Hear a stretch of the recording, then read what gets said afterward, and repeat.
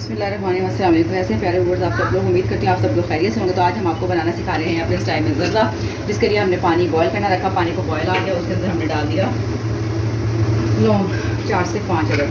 अब इसमें हम भर के डालेंगे हाफ़ टी स्पून ज़र्दा रंग, येलो फूड कलर भी कहते हैं इसको, और ज़र्दा रंग। अब जैसे ही पानी बॉयल हो जाएगा तो इसके अंदर हम अपने चावल जो हमने आधा घंटा पहले भिगो कर रखे हैं वो डालेंगे। पानी को तो बॉयल आ रहा है, स्वाद इस तरह से जाएंगे हमारे आधा घंटा पहले भिगो कर रखे हुए हाफ़ kg चावल। तो पहले प्रोसीजर में हम इस चावलों को बॉयल करेंगे। जब इसमें एक कनी बाकी रह जाएगी फिर हम स्टोव को अपने बंद कर देंगे और फिर मिलते हैं आपसे। बिस्मिल्लाहिर्रहमानिर्रहीम। अब हमारे ज़र्दे के लिए हमने रखा एक साइड पे घी, इसमें ऑयल नहीं घी यूज़ होता है, और घी को 1 मिनट के लिए हम गर्म करेंगे। जैसे ही हमारा घी गर्म हो जाएगा तो हम उसके अंदर डालेंगे सब्ज़ इलायचियाँ 4 से 5 अदद।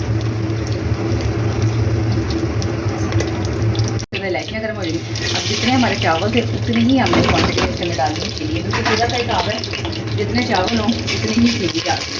और उसके अंदर डालेंगे हम 1 कप के करीब दूध, ताकि इसकी अच्छी सी चाशनी रेडी हो जाए। हम पानी का भी यूज़ कर सकते हैं यहाँ पर, लेकिन हमें यहाँ पर दूध का यूज़ करेंगे, इसकी चाशनी रेडी करनी है। हमारी देखिए हमारी चाशनी रेडी हो चुकी है। इसके अंदर हम अपना ज़र्दा डालेंगे, तो चावल डालेंगे जिसको हमने फूड कलर डाल के बॉयल कर लिया है। उनको अच्छे से मिक्स करेंगे आपस में, ताकि सारा शीरा अच्छी तरह से चावलों के अंदर ब्रॉग हो जाए और सब चावल एकदम से मीठे और खिले खिले बने।